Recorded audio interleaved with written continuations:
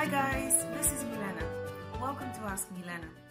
I chose today's topic to be, do you allow others to hurt you? Because very often we do. And it is actually the people who are closest to us that we allow to get away with the most.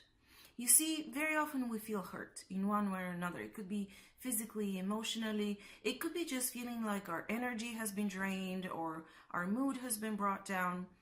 But what we don't really understand is that we allow it. Yes, others do it, but it is our job and our responsibility and our power and right to set those healthy boundaries. Now, healthy boundaries sounds amazing. And yes, absolutely, just set healthy boundaries in all of your relationships and everything will be fine. It sounds very good. But in the last several years, for myself especially, it has been something that I have been working on and working towards, because there are many different relationships and many different situations. And it has been a little bit challenging to find that fine line, that perfect balance in each situation and each relationship, where exactly to place that healthy boundary and what that looks like in each particular situation. So today I wanted to share a few steps with you that I have taken and I have tested and tried in the trial and error journey of setting those healthy boundaries that you can test and try for yourself and see what that does in your relationships. And when I say relationships, it really could be anybody, because we have plenty of those in our lives.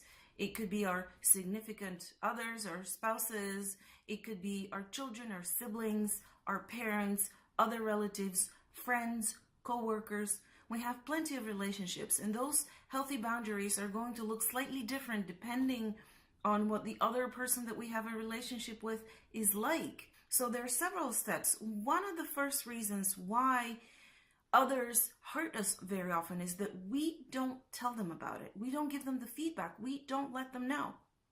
Sometimes it's for fear that we're going to hurt their feelings.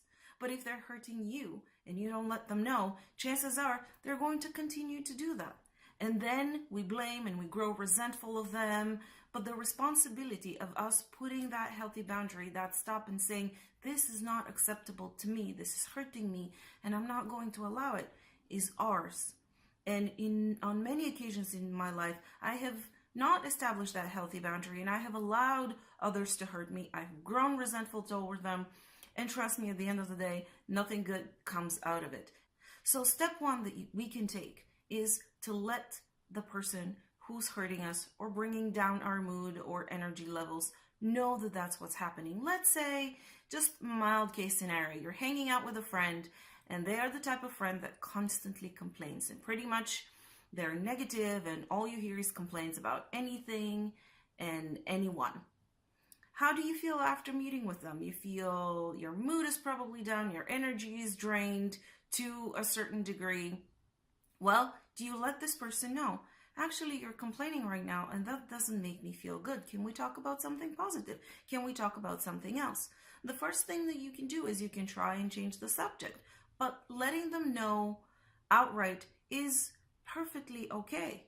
It's perfectly okay. It's that honesty, that honest feedback that we don't really allow ourselves to do, because our society tells us, oh, it's impolite, I'm just not going to hang out with this person very often instead. It's impolite to hurt their feelings. It's not nice to say things like that. And it's very important how we phrase it. We're not saying you're bringing my energy down, you're bringing my mood down. You're saying, I am feeling this way. You give them feedback about how this interaction is making you feel. You feel that way, own your feelings. Step number 2 is setting that healthy boundary, establishing what that is. First of all, figuring that out for yourself, and then letting the person that you are communicating with know what that is. Spell it out for them. Let's say you're talking to your mother on the phone and she's being very negative and saying negative things about other people and complaining about other people to you. You can say, Mom, this is really not making me feel good. I don't want to feel bad as a result of this conversation. Can you please talk about something positive?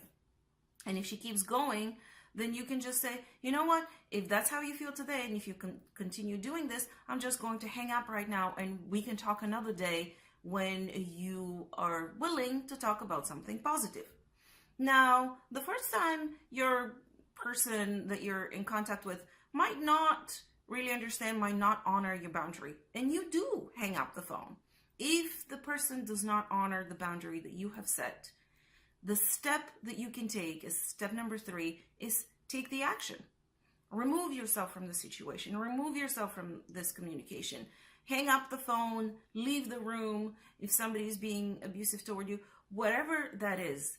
And one little note here, if you have a difficult time establishing what that healthy boundary is, you can just take a moment and ask yourself a question that is very, very helpful to help you figure out what your boundary is. And that question is, what would a person who loves themselves do? What would a person who loves themselves do?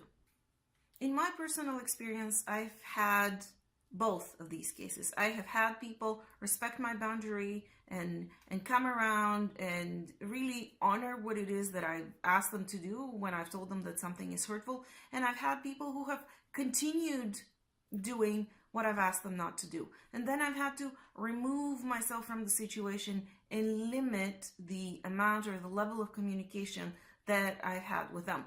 It's unfortunate, but I also know that that is the healthy thing for me. And having healthy boundaries and healthy relationships is my responsibility, as opposed to just being resentful, giving my power away to the other person and saying, they're hurting me, they're making me feel this way. Try it and test these tools in different situations.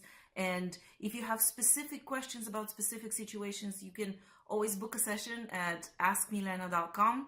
Subscribe to the channel if you have not already. Subscribe to my newsletter as well at askmilena.com to get free tools like this. And I'll see you next week. Bye-bye.